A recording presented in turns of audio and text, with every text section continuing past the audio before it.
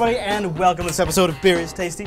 My name is Chris. I'm Brian. Hey there, Brian. Hey there, Chris. So, beer is tasty. A couple of guys love them some beer, put it on the internet. It's an excuse to drink. What can we say? That's what we can say. In this episode, we're doing Old Rasputin. We are doing the creepiest looking beer I've ever done. It's kind of going along with a couple themes we've had from the last episode. First of all, it's done by a company called North Coast Brewing. Out of Fort Bragg, California. Which, as I'm sure you already know, viewer, is directly west of Chico, California. Which, if you recall from last episode, the beer we reviewed was from Chico, California. And it essentially does not exist. So this is their direct, except for these beers. This is their direct neighbor competitor. They it's very east side, west side. You know, it's Jets versus, what's the one that the Jets are versus?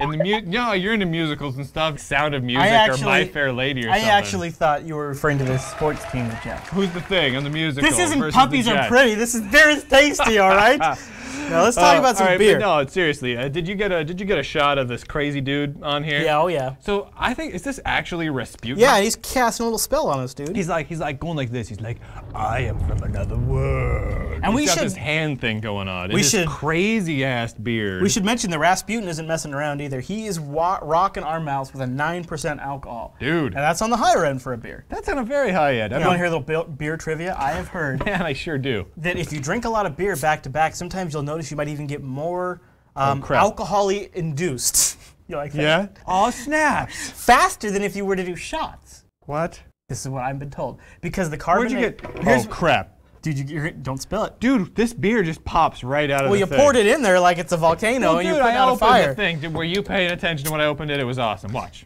Because the shots don't make your esophagus parts open up because they're not carbonated. Yeah. But the carbonation of a beer makes the gateway to your intestines open up. You metabolize the alcohol fast. When I'm having a delicious beer, I like to think about the gateway to my intestines. Wow, this is a dark beer. Wow, look how dark this thing is. This thing is as dark as my shirt. It's pitch black. Yeah. It is black with a little it's kind of like a little bit of brown around the edges. It has a little chocolate. It has. Look, when I hold it up to the bright studio lights, you guys can't see this at home. But when I hold it up to the bright studio lights here, I see a little milk chocolate color. That is a very odd smell. It's coffee. It kind of smells like a holiday cookie a little bit. Or like that holiday smell that stores have when you walk in, like around Christmas time. Yeah. I know you just turn out everything Christmas. Oh, look, I know you're high as a kite right now, but I am not high as a kite. I am drunk as a dog. I don't know what I'm talking about. You don't know what you're talking to. No. Wait.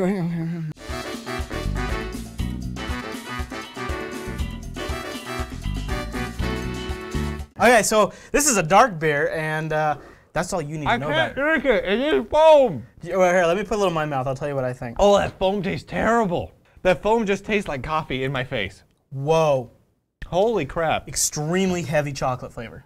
Extremely. Really? Because the whoa, foam. and coffee. Yeah, coffee. Whoa. You want to try a little from the bottle that doesn't have as much foam? Go Sans Foam, dude. Try it Sans Foam. It opens up a whole other world of possibilities when you go Sans Foam. You know what this tastes like? Like chocolate coffee. It tastes like when you take a cup of coffee. You drink almost all of it. Yeah, okay. Then you're sitting around with a bunch of old people, say at a nursing home, and they smoke a lot, right? They smoke a lot of cigarettes because they're like 80 years old. Because they're old people. And they're smoking, they're just going like this all the time because they're like, oh, Katharine Hepburn does this, and they love doing it, right? I do love Katharine Hepburn. They keep putting the cigarettes out in that old coffee cup. Yeah. Then you smell that coffee cup. Yeah. That's what that tastes like. That's what you assume that tastes like. It tastes like coffee cigarette butts. Wait a minute. I'm with you on the old coffee. Coffee cigarette butts. Like, you know, somebody got up at like 5 a.m. That is nasty.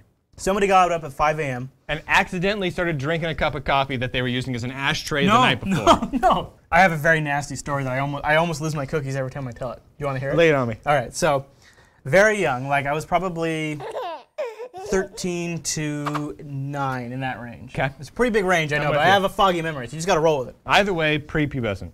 All of my dad and his friends were chewers. You know, they had the tobacco in their tongue, and then and then they'd spit it. And a little skull ring in their back pocket. Yep.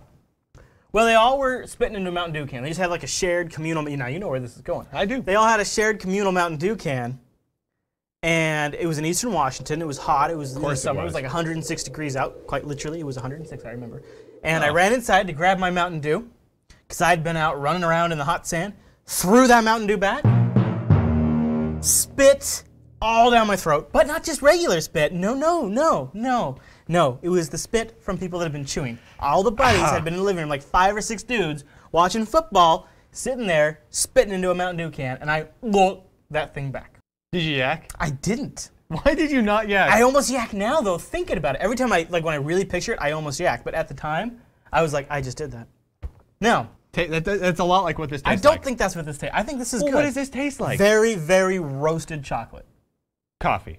Coffee chocolate. Coffee. It tastes like coffee because of the roasted. It tastes like coffee mixed with salt, mixed with cigarette butts. It tastes like coffee because Why does it taste salty? Does it taste salty to you? It does. It does taste salty. I mean, this is a very dark, very heavy beer. That might be the chip stoner. I don't think so. I don't think so either. I've got no salty taste in my mouth right now. I know, and then I agree. I do taste salty. But I think... It's salty. Here's the thing. That is a bullshit of a coffee. Whoa! This is terrible. I kind of like it. This is straight up awful Fort Bragg, California. It's roasted and it's 9% alcohol, so it's got a little bit of bite to it. No, really? dude. You don't like it at all? Dude, look at this guy. This guy on the thing here, editing. It shows you the picture right now. I just made Chris or Jeremy or whoever's editing this do a lot of extra work. Awesome. Watch this. Again, from my hand. It's going to come out of the palm of my hand. Photo. Right there. Tons of work. Or we just cut this thing. Nope. Okay. The whole thing stayed in. I'm making Alan do that then, because he's been on a boat.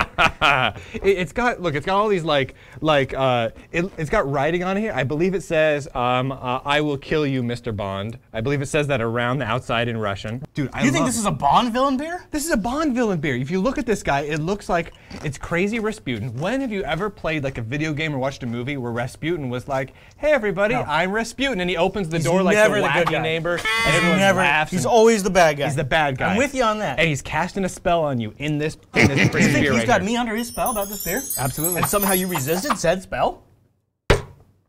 What's my name? Brian. Damn straight. This beer is terrible. I'm the only one in the world who can know this for sure. Because you're and you listen to me on this. I'm immune to the Rasputin Boy, spell. good thing you just happen to have a podcast. Dude, I'm going to give this a F-. So this is how the world comes to an end in 2012.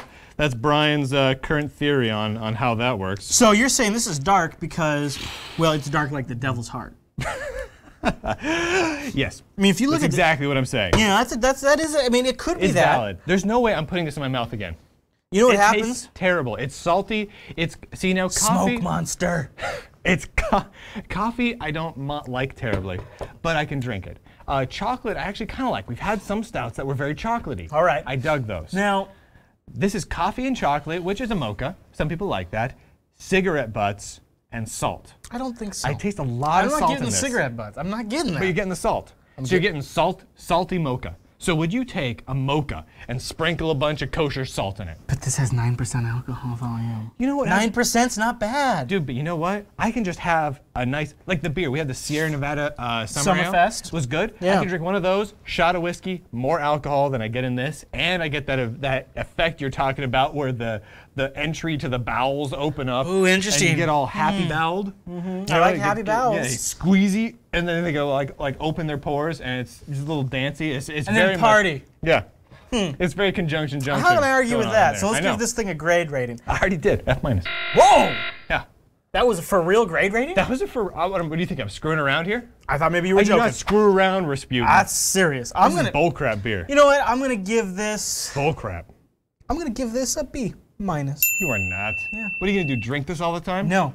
Oh, so you're not gonna drink it all the time? You think it tastes like crap? You give it a B-. You know what I would do is I would pour myself a mug, and then I would sit down and watch 3 episodes before I got to the Lost finale, which I will talk about next episode on Beer is Tasty. Oh, excellent. Well done, Chris. All right. So basically, what we're saying is it's total crap. Don't drink this stuff. It's just it's pig vomit. It's an experience beer mixed with that horrible story you had earlier about the chew spitting out. That's what it is. You're thinking about it from It's awful. You're thinking about it from a refreshing standpoint, and I'm talking about it from an experience standpoint. So you're saying if you want to analyze the art of beer, I'm thinking about it from the point of view of drinking a delicious beer, right? And you're thinking about it from the point of view of, say, going skydiving while vomiting.